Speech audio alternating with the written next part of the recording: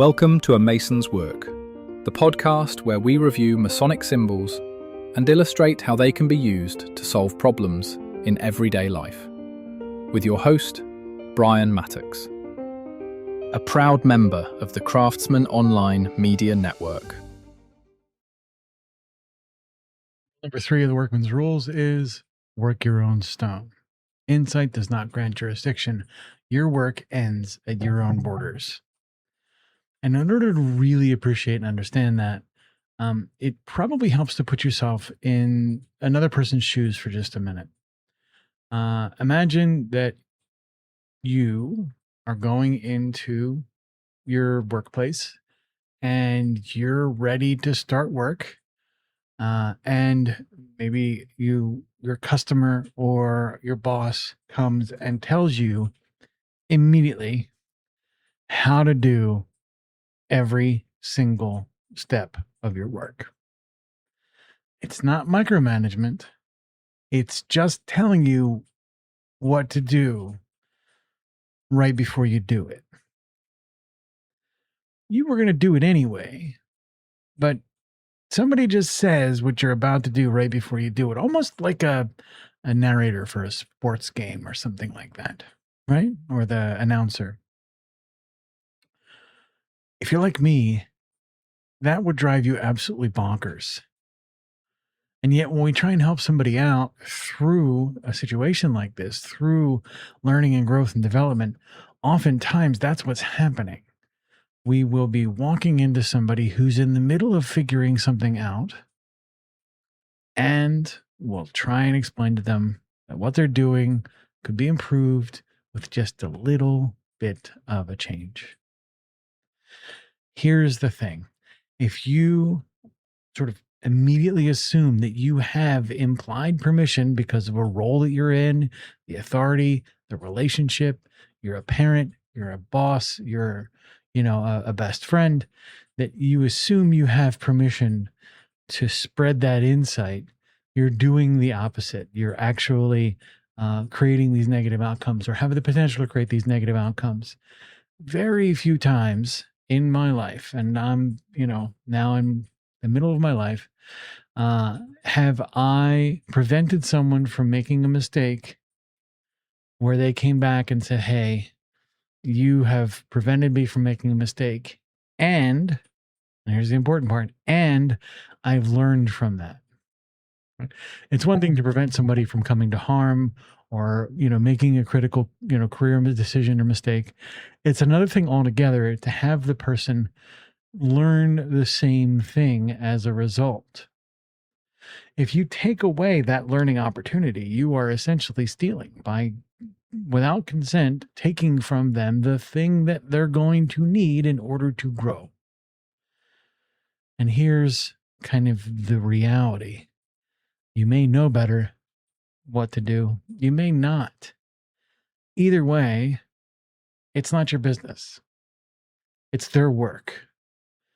Here's how you get around that as a notion.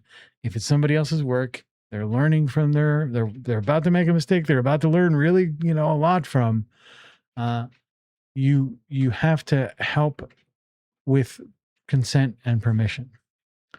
And so the best sort of way to do that, and we've talked about this before, do you want to vent, or do you want to approach this masonically? Or do you want ideas, or do you want company? Those two, that kind of, do you want active help, or do you want someone to be with, are the ways that you're going to help make quick determinations about whether or not you have permission to engage.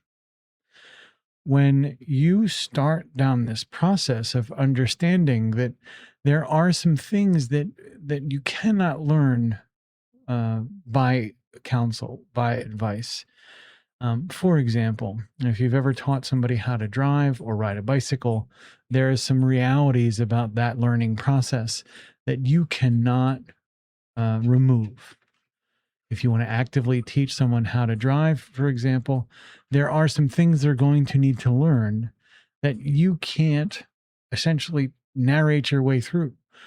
A colleague of mine used to say, if talk teaching worked, then we would have no poor, no fat, no drug addicted people in this world, because you would simply say, don't do this. And people would go, aha, of course not. I will never do this.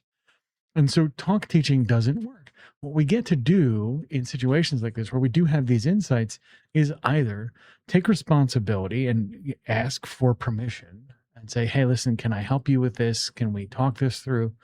Or, if you find yourself in a position to regularly be teaching a consistent lesson, as in a parenting relationship or something where you're, onboarding new people at work, you might literally create a lesson that is kind of like an inoculation, the way they do virus, vaccines, where you create a small experience where the lesson can be felt, but it doesn't necessarily hurt. This is the equivalent of teaching someone how to ride a bike and putting, padding up, or, the proper protective equipment, so that when they fall over, because inevitably they need to do so in order to learn balance, they're not going to hurt themselves. But again, note the relational difference there between that and sort of the Monday morning quarterbacking, or that kind of behavior where you are essentially trying to prove your superiority by taking the lesson from them and giving them one of your own and expecting a gold star as an outcome. Now, there's a lot to this, and there's a lot of places that this goes.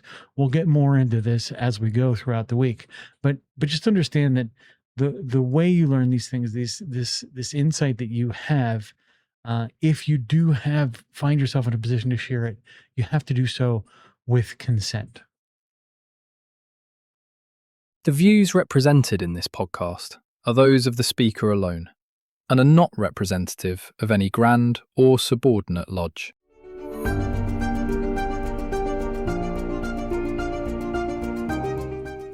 Hi, Brian here. I wanted to thank you so much for listening to this episode. If you have any suggestions or guidance for further episodes you'd like to see or hear, whatever the case may be, please don't hesitate to reach out to me at masonswork.com, and we will try and incorporate your suggestions into a future recording. Thanks.